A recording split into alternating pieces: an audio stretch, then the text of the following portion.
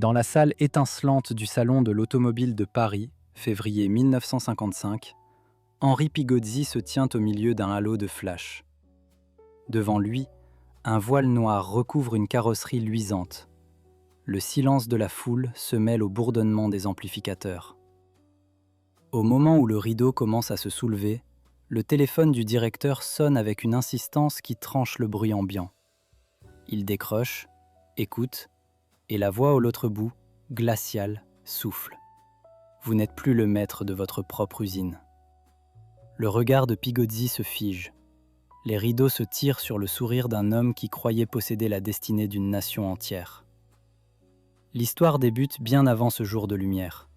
C'est à la fin de la Grande Guerre que le jeune fils d'un modeste marchand de tissus, né à Turin, retrouve un emploi dans l'atelier familial de la livraison de charbon, où les wagons grincent sous le poids du charbon noir.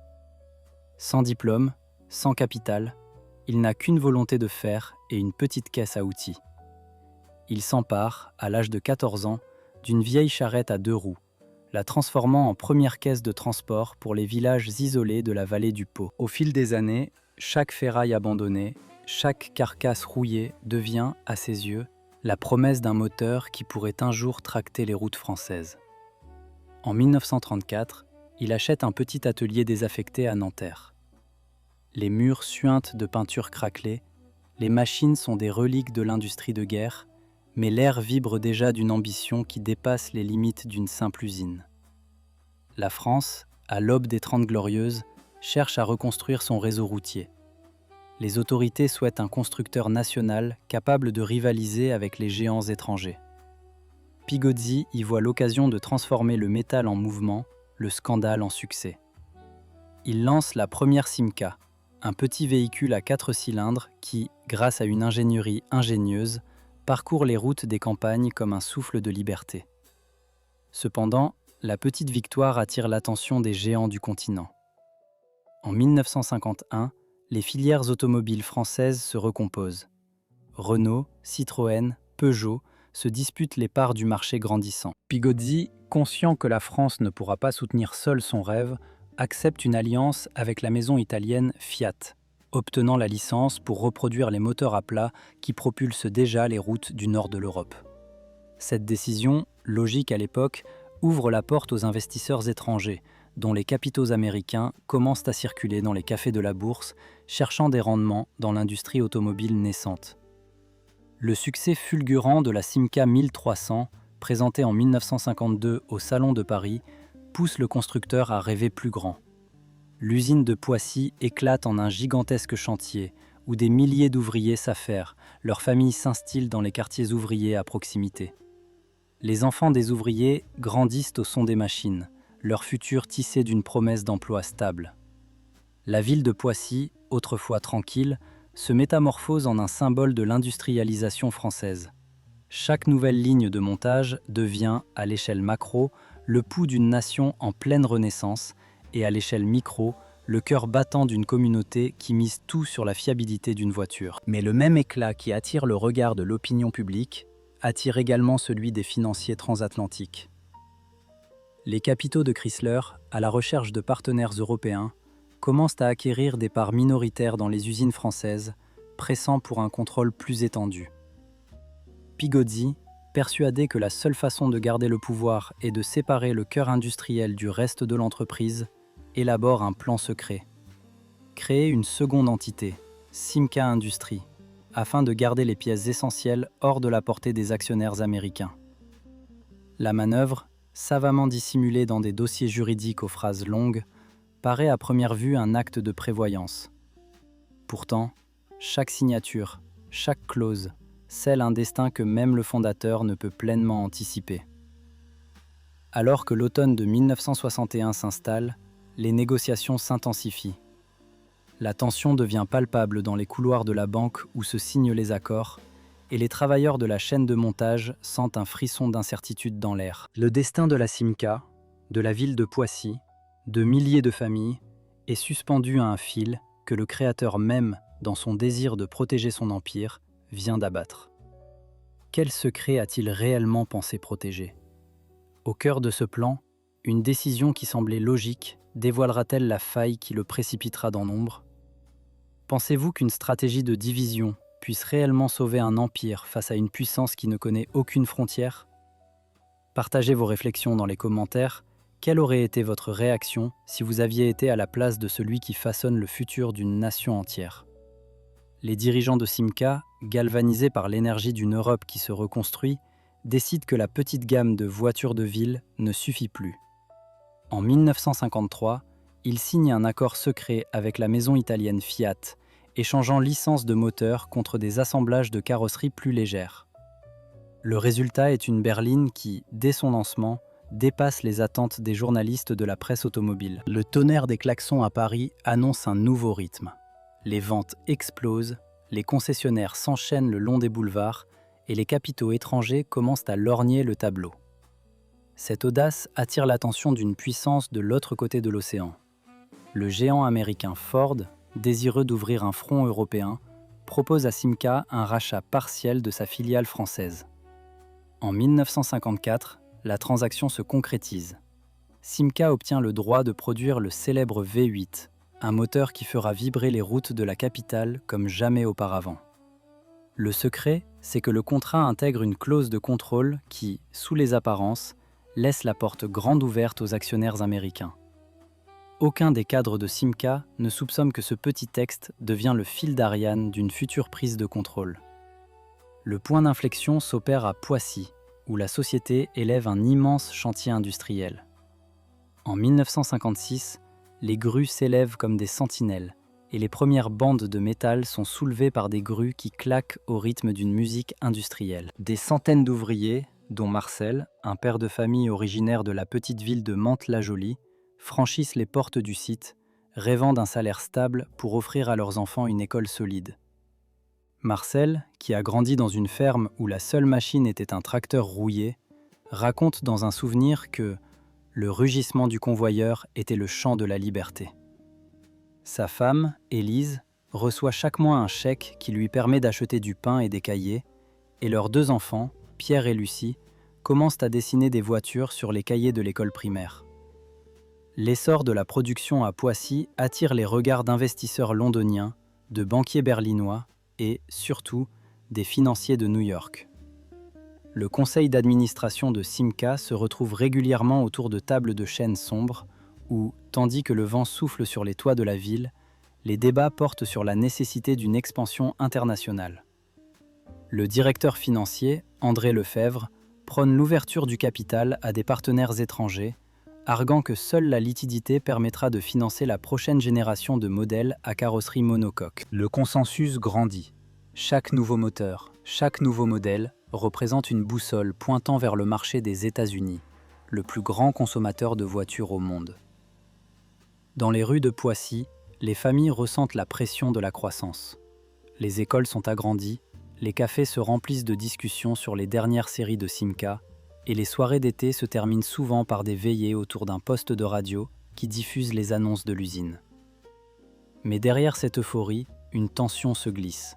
Les travailleurs craignent que la main-d'œuvre étrangère puisse un jour remplacer les leurs, que les décisions prises à Wall Street dictent la cadence de leurs horaires.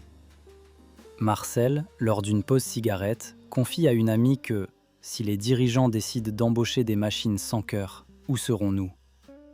Ce frisson d'incertitude se répand comme une onde sur les trottoirs, à chaque nouvelle ligne de production qui s'allume. Alors que la série de modèles gagne en prestige, Simca signe un contrat de distribution avec une société américaine, un geste qui ouvre les portes du marché californien. Les premiers véhicules flamboyants traversent l'Atlantique, et les concessionnaires de Los Angeles affichent fièrement la bandeau bleu-gris du logo. Le succès commercial se traduit par une hausse vertigineuse du cours de l'action, qui double en l'espace d'une année. La direction, désormais confiante, commence à envisager une diversification. Usines d'accessoires, projets de moteurs hybrides, même un laboratoire de recherche à Dijon. Le spectre de la domination américaine, pourtant présent depuis le premier accord, semble se dissiper derrière la lueur des nouvelles usines. Pourtant, au cœur de cette ascension fulgurante, un choix se dessine dans les coulisses. En 1960, le président de Simca, persuadé que la seule façon de protéger l'activité de fabrication des griffes étrangères et de la scinder, décide de créer une entité distincte. Cette manœuvre, loin d'être un simple jeu de chiffres, cherche à placer les ateliers de production sous une juridiction qui, selon les avocats, resterait hors de portée du capital étranger. Le plan, audacieux et risqué, repose sur une interprétation des lois fiscales qui pourrait bien devenir le talon d'Achille de la compagnie. Mais quelles seront les conséquences de cette division lorsqu'elle sera révélée aux actionnaires qui, depuis des années, attendent le prochain grand pas? Si vous avez déjà ressenti l'étau d'une décision qui semble sauver à court terme, mais qui à l'horizon menace tout ce que vous avez construit, partagez votre expérience dans les commentaires. Pensez à la fois où vous avez dû choisir entre la sécurité d'une structure familière et la promesse d'un avenir plus grand. Quelle voie aurait pu vous sauver ou vous perdre? La réponse à cette énigme se trouve dans les décisions qui suivent, au moment même où les rouages du pouvoir s'apprêtent à se remettre en mouvement. Le 12 août 1960, la décision prise dans le bureau feutré de la direction, au 2e étage du siège parisien, semblait répondre à une logique implacable. Devant lui, un tableau noir couvert de chiffres, de pourcentages, de prévisions d'investissement s'étendait comme un terrain miné. Henri Pigozzi, convaincu que la franchise américaine de son empire ne devait pas toucher le cœur même de la production, signa la création d'une entité distincte, Simca Industries. Sur le papier, la société était censée héberger les usines de pièces forgées, les lignes d'assemblage de moteurs et les ateliers de recherche, tous isolés du capital étranger. La clause de protection, rédigée par les avocats de la maison mère, prévoyait que toute cession de parts devait d'abord être proposée aux actionnaires français, afin de garder le contrôle opérationnel entre leurs mains. L'idée était limpide: scinder le groupe pour que, même si les actionnaires américains prenaient la main sur les filiales commerciales, les usines resteraient ancrées dans la tradition française, à l'abri des exigences de rentabilité à court terme. À l'échelle de l'industrie automobile mondiale, la manœuvre paraissait audacieuse. L'Europe, déjà soumise aux pressions de la compétition transatlantique, n'avait que peu d'exemples de structures hybrides capables de résister à l'appétit vorace des conglomérats américains. Simca, pourtant, se positionnait comme un fer de lance de la modernisation française, capable de produire plus de 200 000 véhicules annuels, avec un réseau de distributeurs s'étendant du nord de la France jusqu'à la Méditerranée. Les analystes de la bourse, qui scrutaient les rapports trimestriels, remarquèrent rapidement un double jeu. Les ventes grimpaient, mais les flux de trésorerie se faisaient plus ténus, engloutis par des coûts de maintenance industrielle qui n'étaient plus couverts par les revenus de la branche commercialisée. Sur le plan humain, la scission s'incarna dans le quotidien de la ville de Poissy, où les usines de Simca Industries avaient pour la première fois levé le voile sur leurs propres procédures de sécurité. Les ouvriers, descendants d'une génération qui avait reconstruit les ateliers après la guerre, virent leur badge changer de couleur. Le même tour de garde, la même sonnerie du déjeuner, se firent porteurs d'une nouvelle incertitude. Les syndicats, pourtant habitués à négocier avec la direction française, se retrouvèrent confrontés à la menace d'un conseil d'administration dominé par des capitaux étrangers, prêts à intervenir à la moindre perte de profit. Dans une petite famille, le père, mécanicien depuis 20 ans, expliqua à son fils de 10 ans que les pièces qu'il forgeait savaient maintenant parler anglais, avant que le garçon ne comprenne que le mot « anglais » signifiait un contrôle plus lointain qu'il ne l'imaginait. Le revers du mécanisme se joua dans les couloirs de la haute direction américaine. Chrysler, qui depuis plusieurs années accumulait une participation grandissante dans Simca, détecta dans la scission une faille à exploiter. Le contrat signé en 1962, qui stipulait l'acquisition de 65% des actions restantes, comportait une clause presque invisible. Si la société française ne présentait pas de résultats d'ici 30 mois, les actionnaires majoritaires pouvaient, à leur convenance, réintégrer les entités séparées.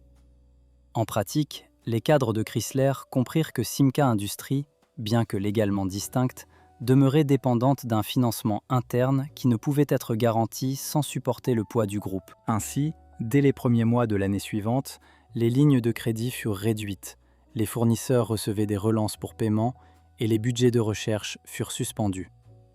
Ce retrait progressif provoqua une avalanche d'effets immédiats.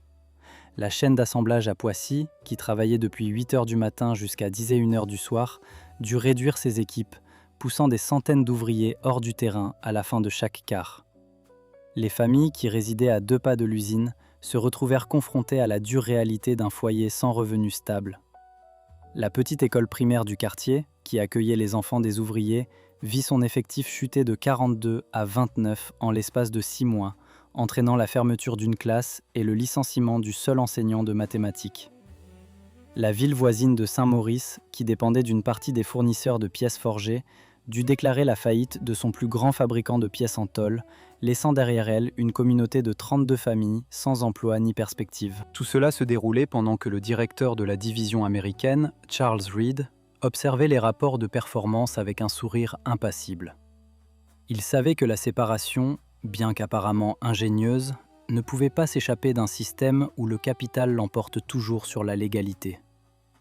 La vérité cachée, méconnue du grand public, était que les statuts de Simca Industries contenaient un accord tacite. En cas de conflit d'intérêts, la branche américaine pouvait, avec l'accord de la banque d'investissement, imposer un arbitrage qui rendrait la société française sans voix. Ce dispositif, dissimulé dans la fine écriture d'un addendum, permit à Chrysler, dès l'an 1964, de déclencher un processus de fusion silencieuse, incorporant les usines de Poissy dans le parc industriel de la maison mère, sans que les cadres français n'aient le temps de réagir. À mesure que la machinerie de décision s'enroulait, la tension monta d'un cran. Les travailleurs, désemparés, organisèrent une grève éclair, bloquant les entrées de la ligne de production pendant 3 jours. Les médias locaux, d'abord indifférents, finirent par couvrir le mouvement, révélant dans leurs colonnes les déclarations d'un père de famille dont le mari, ouvrier depuis 14 ans, venait de perdre son poste.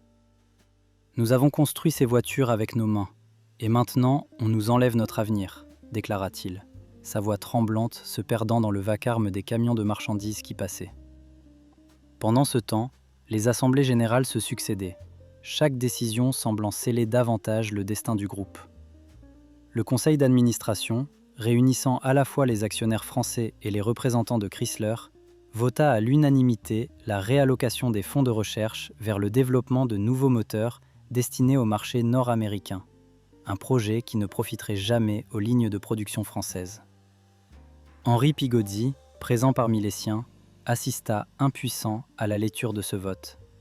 Son regard, habituellement si résolu, se perdit dans la lueur froide des projecteurs du plafond, comme s'il cherchait une issue que le tableau ne révélait pas. Ce qui semblait être une stratégie de protection s'avéra donc la porte d'entrée d'un contrôle plus total. La scission, censée créer une barrière, ne fit qu'ajouter une couche supplémentaire de complexité à laquelle les capitaux étrangers avaient déjà trouvé une brèche. Les usines, privées de ressources, entrèrent dans une spirale de sous-investissement, leurs machines vieillissant sans les pièces de rechange nécessaires, leurs lignes de montage ralentissant, leurs délais de livraison s'allongeant. Les clients, autrefois fidèles, commencèrent à se tourner vers des concurrents qui offraient des voitures plus fiables, plus modernes, alimentées par des chaînes d'approvisionnement sans entrave. Le drame s'étendit au-delà des frontières de la France. Des partenaires commerciaux d'Allemagne, qui dépendaient de la robustesse des pièces Simca pour leurs propres assemblages, durent réviser leurs contrats, cherchant d'autres fournisseurs. Les exportations, jadis fleuries, virèrent à la décélération, laissant les comptables de la maison mère se débattre avec des bilans déficitaires qui n'avaient aucune équivalence dans les pages de leurs projections optimistes. Le tableau de bord, autrefois source d'orgueil, affichait maintenant un taux d'occupation des capacités tombé à 50%. Un chiffre que le directeur financier américain ne cachait pas, mais que les responsables français ne pouvaient plus ignorer. Dans le sillage de ces décisions, les familles des ouvriers virent leur projet s'effriter. La fille de l'un des chefs d'équipe, qui rêvait d'entrer à l'école d'ingénierie, dut abandonner ses études à la fin de la première année, faute de moyens. Le même soir, le même repas partagé autour d'une table usée fut le théâtre d'un silence lourd, les conversations tournant autour du « demain » incertain. Les habitants de la petite commune de Saint-Cyr-Lève, où les machines de Simca Industries étaient la principale source d'emploi, observèrent leurs voisins perdre leurs revenus, leurs enfants quitter les bancs de l'école et leurs commerces fermer leurs portes, laissant le paysage sonore d'autrefois envahi par le bruit des moteurs devenir un murmure d'absence. Au cœur de ce tourbillon, une question persiste. suspendu dans l'air épais de la salle de réunion où les dirigeants s'apprêtent à conclure une nouvelle alliance. Qui alors était prêt à tirer la dernière cartouche depuis l'ombre, à concrétiser le plan qui s'était déjà insinué dans les recoins les plus éloignés du consortium?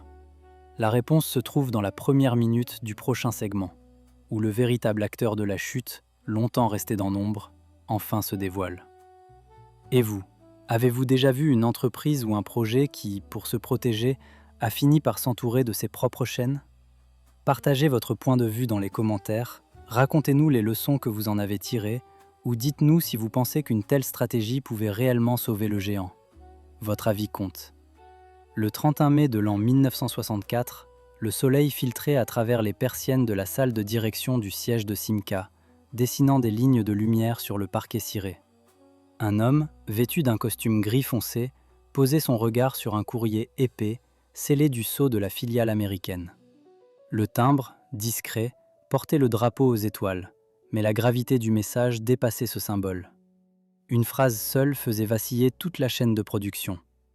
Vous n'êtes plus le président de Simca. Aucun éclat de cérémonie, aucun discours de remerciement. Le papier, glacé dans la main du dirigeant, parlait d'une fin qui ne laissait aucune place au spectacle. Dans les couloirs du grand atelier de Poissy, les machines n'entendaient pas la cloche qui annonçait la destitution du chef. Les presses mécaniques, qui depuis 23 ans forgeaient l'acier des moteurs, continuèrent de rugir, mais leurs vibrations semblaient soudain porter le poids d'une décision écrite à un autre continent. Les ouvriers, habités par le bruit du métal, remarquèrent une lenteur nouvelle dans la cadence. Une nouvelle machine, commandée à l'origine pour accélérer la production, fut arrêtée sans explication. Des équipes, qui jusque-là se rencontraient à la pause café pour parler de la prochaine sortie, se retrouvèrent à partager le même silence, celui qui s'installe lorsqu'un repère se dissout. À la ville de Suresnes, où des familles vivaient depuis des générations du travail fourni par Simca, le parfum du fer chaud se mêlait désormais à celui du désarroi. Le petit magasin de la boulangerie, tenu par Madame Lefebvre depuis 41 ans, ressentit la chute d'un client chaque jour. L'un d'eux était le chef d'équipe d'une ligne d'assemblage. Il rentrait le soir, les yeux vides, racontant à ses 2 enfants que les heures supplémentaires n'étaient plus qu'un souvenir. Le même soir, le journal local annonçait, en petit encart, la réduction du budget publicitaire, un signe que l'entreprise retirait son soutien à la communauté. Le fil de la vie quotidienne, autrefois soutenu par le réseau d'une industrie puissante, se détachait, laissant les habitants de la banlieue contempler une ville qui perdait son poumon. Au niveau macro, la chute de la direction française déclenchait une réorganisation qui dépassait les frontières de la France. Les actionnaires de la maison mère américaine, conscients que le contrôle de l'entreprise reposait désormais entièrement sur leurs épaules, ordonnèrent une fusion des départements de conception et de commercialisation. La nouvelle stratégie, annoncée dans un communiqué officiel, promettait une optimisation globale. Mais les mots ne pouvaient cacher la réalité. Les lignes de produits qui avaient jadis porté la marque Simca allaient être repensées, voire abandonnées, pour faire place à des modèles standardisés issus du portefeuille américain. Des usines en Italie et aux États-Unis furent désignées pour absorber la production qui, jusqu'alors, remplissait les ateliers de Poissy. Dans les rues de Poissy, les quais de la gare résonnaient d'un bruit nouveau, celui des camions qui arrivaient sans être chargés. Les locomotives, qui autrefois transportaient des pièces détachées vers les lignes d'assemblage, étaient désormais inactives, leurs wagons vides reflétant le ciel gris d'un hiver qui ne faisait que commencer. Les salariés du service logistique, autrefois fiers de leur capacité à coordonner des flux complexes, se retrouvaient à compter les caisses de leurs dossiers, cherchant désespérément un sens à la désintégration d'un système qu'ils n'avaient jamais pensé perdre. Le dirigeant évincé, assis dans son bureau, ressentit l'écho de chaque porte qui se fermait derrière lui. Il tenait entre ses mains le même papier qui, tant de temps auparavant, avait été un symbole de réussite, mais qui maintenant se transformait en un trophée d'un règne qui s'étiolait. Son regard se fixa sur la fenêtre, donnant sur le parc d'entreprise, où les arbres, plantés sous les premiers jours de la société, semblaient regarder le sol avec indifférence. Le silence qui s'abattait sur le paysage industriel était lourd, presque palpable, comme si le temps lui-même retenait son souffle. La nuit suivante, la ville de Poissy fut envahie par une pluie fine qui caressa les façades des bâtiments industriels. Dans un immeuble modeste, une famille réunissait ses 3 enfants autour d'une petite radio, écoutant le reportage qui annonçait la suspension des lignes de production. Le père, avec la voix tremblante, murmurait que le lendemain, il ne pourrait plus compter sur le salaire habituel. Les enfants, ignorant la portée économique, demandaient simplement pourquoi le moteur ne reviendrait plus rugir. Cet instant, simple et intime, reflétait la même perte ressentie dans les couloirs de l'usine. La promesse d'un avenir qui s'éloignait, remplacée par l'incertitude d'un présent qui se fissurait. À l'échelle mondiale, les analystes boursiers, tapotant leurs graphiques, voyaient dans la chute de Simca une série de signaux d'alarme, comme un phare qui indique un récif caché. Les cours de l'action vacillaient, les investisseurs se retiraient, et une nouvelle série de fusions se dessinait, redéfinissant les contours de l'industrie automobile européenne. Les décideurs de l'autre côté de l'océan ne pouvaient ignorer la leçon que l'histoire de Simca écrivait en lettres capitales. Qu'une ambition sans garde-fou pouvait être déroutée, même par les mains qui l'avaient créée. Et pourtant, dans la pénombre d'un garage abandonné, une silhouette apparaissait, éclairée par l'éclat d'un phare distant. Une petite berline, encore brillante sous la rosée du matin, attendait patiemment que les yeux du monde se tournent de nouveau vers elle.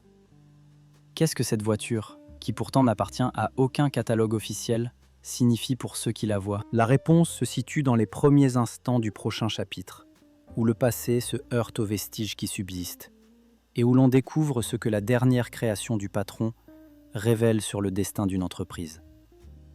Qu'en pensez-vous, chers spectateurs? Avez-vous déjà senti, face à une décision qui semblait logique, le frisson d'une catastrophe imminente? Partagez vos propres recolles de ces moments où le futur s'est retourné contre vous et dites-nous quelles leçons vous en avez tirées. La lumière crue d'un projecteur se pose sur le vieux tableau d'exposition du musée de l'automobile où, sous un verre épais, repose la Simca 1500, la dernière silhouette que le patron, autrefois admiré, a laissé sortir de ses ateliers. Le tableau raconte une histoire bien plus vaste que la simple silhouette d'une berline. Il révèle la fracture d'un réseau d'âmes qui, pendant des décennies, ont bâti, nourri et finalement perdu leurs repères.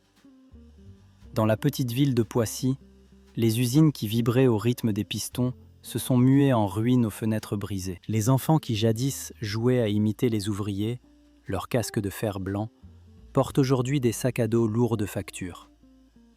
Un père, Marc, raconte comment il a dû échanger son couteau de chef contre un ticket de bus, car le dernier poste de montage a été fermé, laissant le quartier sans le souffle qui le faisait respirer. Son fils, qui avait découvert dans le grenier une boîte contenant une clé à douille rouillée, n'a jamais senti le ronron d'un moteur sous ses doigts. La perte n'est pas seulement d'emploi, c'est la disparition d'une identité partagée, l'effacement d'un rite de passage qui se transmettait de génération en génération. À l'échelle du continent, la disparition de Simca n'a pas simplement laissé un vide sur le marché. Elle a remodelé la cartographie des constructeurs, redistribuant les parts de marché comme des cartes postales arrachées. La concurrence a absorbé les créneaux qui semblaient autrefois inexplorés, et les projets de moteurs qui auraient pu devenir des standards, aujourd'hui se sont fanés, leurs plans rangés dans des dossiers poussiéreux. L'industrie, à ce moment précis, a perdu un pion qui, lorsqu'il bougeait, faisait basculer les équilibres économiques comme des dominos de métal. Le silence qui a suivi l'arrêt des lignes d'assemblage a été empli d'une tension invisible, lourde de promesses non tenues. Les collectionneurs, ces veilleurs du passé, ont récupéré les vestiges comme des archéologues du fer. Dans un sous-sol de Paris, la communauté des passionnés de Simca s'est réunie autour d'une table couverte de pièces détachées, chacune racontant son propre micro-histoire. Une boîte de vitres, un tableau de bord, une pédale de frein, chaque élément est une relique qui rappelle la force d'une vision qui a failli se perdre dans les méandres des accords financiers.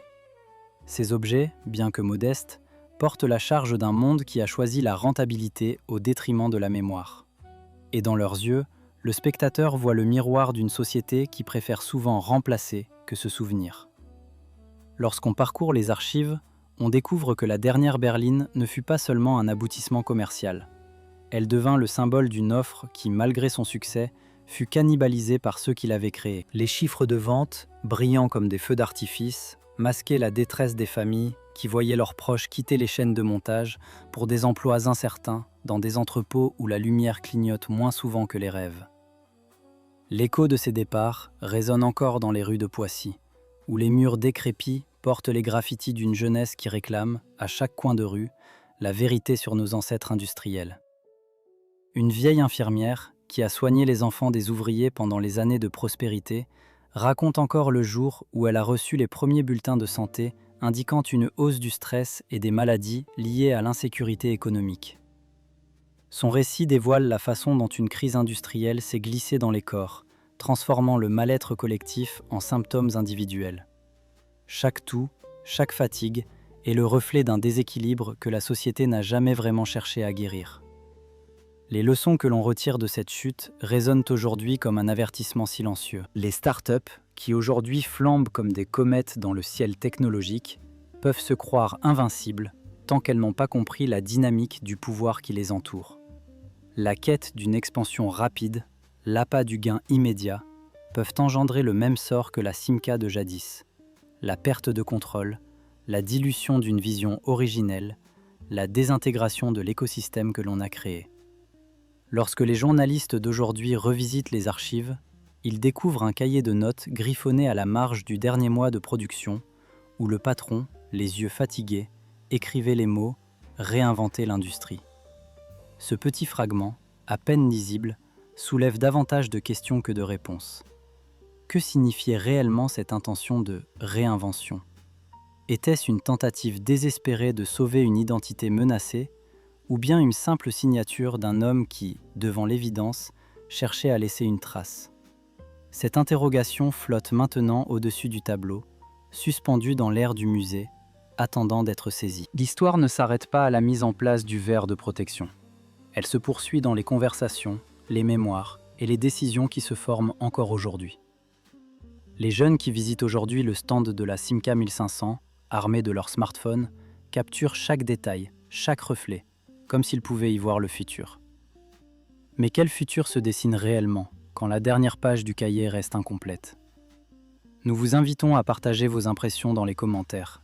Avez-vous déjà senti l'écho d'une industrie disparue dans votre propre trajectoire professionnelle? Pensez-vous qu'une entreprise puisse réellement préserver son âme face aux pressions extérieures? Laissez vos réponses, vos anecdotes, vos doutes. Chaque voix ajoute une pièce au puzzle que nous tentons encore de reconstituer. Et alors que la lumière diminue sur la Simca 1500, un murmure s'élève.